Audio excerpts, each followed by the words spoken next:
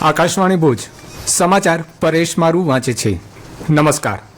મુખ્યમંત્રી ભૂપેન્દ્ર પટેલે આણંદ કૃષિ વિશ્વવિદ્યાલય ખાતેથી આજે રાજ્યવ્યાપી વિકસિત કૃષિ સંકલ્પ અભિયાનનો પ્રારંભ કરાવ્યો। આ પ્રસંગે તેમણે કહ્યું, ખેતીમાં સમય અનુરૂપ ટેકનોલોજીનો ઉપયોગ કરીને અદ્યતન અને ટકાઉ ખેતી માટે અન્નદાતાને પ્રશિક્ષિત કરવાની નવતર પહેલ દેશમાં થઈ છે। પ્રધાનમંત્રીએ સંકલિત પ્રયાસો સાથે કૃષિમાં પરિવર્તનની દિશા આપી હોવાનું પણ મુખ્યમંત્રીએ ઉમેર્યું।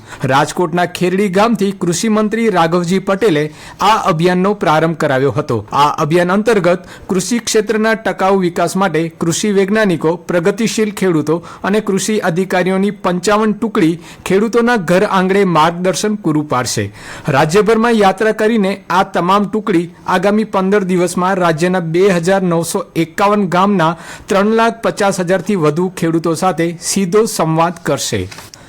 આતંકવાદને નાબૂદ કરવા માટે ભારતના અડગ નિશ્ચયને વિશ્વના દેશોને પહોંચાડવા માટે ભારતના સાંસદોનું 7 સર્વપક્ષીય પ્રતિનિધિ મંડળ અલગ અલગ દેશોની મુલાકાત લઈ રહ્યું છે। ડીએમકે સાંસદ કે કનિમોઝીના નેતૃત્વ હેઠળના પ્રતિનિધિ મંડળે ગ્રીસના વિદેશ મંત્રાલયના વરિષ્ઠ અધિકારીઓ સાથે મુલાકાત કરી। ભાજપના સાંસદ રવિશંકર પ્રસાદના નેતૃત્વમાં સર્વપક્ષીય પ્રતિનિધિ મંડળે સેનેટની વિદેશ અને સંરક્ષણ સમિતિના પ્રમુખ સ્ટેફેનિયા ફ્રેક્સી સાથે બેઠક કરી। કોંગ્રેસના સાંસદ શશી થરૂરે પનામા અને એનસીપીના શરદ પવાર જૂથના સુપ્રિયા સુલેએ દક્ષિણ આફ્રિકાના કેપટાઉનમાં રાષ્ટ્રપતિ પદના નાયબ મંત્રી કેનેથ મોરોલોંગ સાથે વાતચીત કરી અને ભારતના આતંકવાદ વિરોધી વલણને સ્પષ્ટ કર્યું। દેશના મહાબંદરો પૈકીના એક એવા ડીપીએ કંડલાનું ભારતના આર્થિક વિકાસમાં ચાવીરૂપ યોગદાન રહેલું છે। ડીપીએ કંડલા વિકાસની નવી ઊંચાઈઓ સર કરે તે માટે કેન્દ્ર સરકાર પણ કટિબદ્ધ છે તેવું બંદર, શિપિંગ અને જળમાર્ગ રાજ્યમંત્રી શાંતનુ ઠાકુરે દીનદયાળ પોર્ટ ઓથોરિટી કંડલા ખાતે ગઈકાલે ઉદ્ઘાટન અને શિલાન્યાસ કાર્યક્રમમાં જણાવ્યું હતું।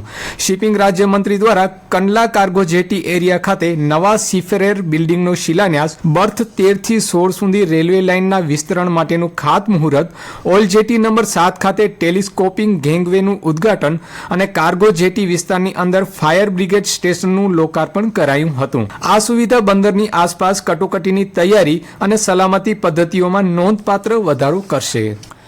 કચ્છમાં અંદાજિત 500 વર્ષથી ખારેકની ખેતી થાય છે। કચ્છમાં 5000 જેટલા ખેડૂતો ખારેકની ખેતી કરી રહ્યા છે। કચ્છમાં દેશી ઉપરાંત બારઈ, હલાવી, ખદરાવી, સામરાન, ઝાહિદી, મેજુલ અને ખલાલ સહિતની ખારેક થાય છે।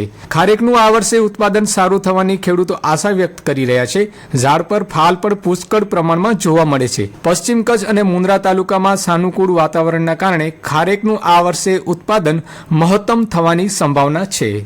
સ્પોર્ટ્સ ટ્રસ્ટ અને નગાવલાડિયા ગ્રામ પંચાયત દ્વારા વુમન પ્રીમિયર લીગ મહિલા ક્રિકેટ ટુર્નામેન્ટનો મંગળવારે પ્રારંભ થયો છે। ગુજરાતની 187 મહિલા ક્રિકેટરોની 18 ટીમો 7 જૂન સુધી નગાવલાડિયામાં મેચ રમશે। આ ટુર્નામેન્ટ મહિલા ક્રિકેટરોને તેમની પ્રતિભા દર્શાવવાનું એક અનોખું પ્લેટફોર્મ પૂરું પાડશે। ઉદ્ઘાટન સમારોહમાં નગાવલાડિયાના સરપંચ અને રાષ્ટ્રીય સરપંચ સંઘના જનરલ સેક્રેટરી દેવઈબેન કાનગણે મહિલા ખેલાડીઓને પ્રોત્સાહિત કર્યા હતા। 10 દિવસ સુધી ચાલનારી મહિલા ક્રિકેટ ટુર્નામેન્ટ આકર્ષણનું કેન્દ્ર બની છે। માંડવી તાલુકાના ધ્રબુડી અને ત્રગડી વચ્ચેના દરિયાકાંઠે ઓલિવ રીડલી માદા કાચબાએ એપ્રિલમાં ઈંડા મૂક્યા હતા, જેના રક્ષણ માટે વન વિભાગે પાંજરામાં મૂક્યા હતા। આ ઈંડામાંથી કાચબાના બચ્ચા બહાર આવતા તેને સમુદ્રમાં છોડવામાં આવ્યા હતા। માંડવી મુદ્રાના ધારાસભ્ય અનિરુદ્ધભાઈ દવેએ ઈંડામાંથી બચ્ચા બહાર આવે ત્યારે તેમને સમુદ્રમાં મૂકવાના અવસર મળે તેવી ઈચ્છા વન વિભાગ પાસે વ્યક્ત કરી હતી, તેથી તેમના હસ્તે આ બચ્ચાઓને દરિયામાં છોડવામાં આવ્યા હતા। વાતાવરણમાં ભેજની અસામાન્ય ગણી શકાય તેવી હાજરીના લીધે કચ્છવાસીઓ ગરમી સાથે બફારાથી પરેશાન બન્યા છે।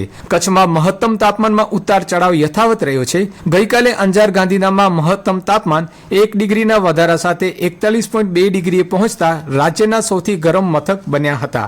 રાજ્યમાં કેટલાક જિલ્લાઓમાં વરસાદ પડ્યો છે, ત્યારે કચ્છમાં માત્ર વાદળાઓની આવન જાવનથી વરસાદની આશા બંધાઈ છે।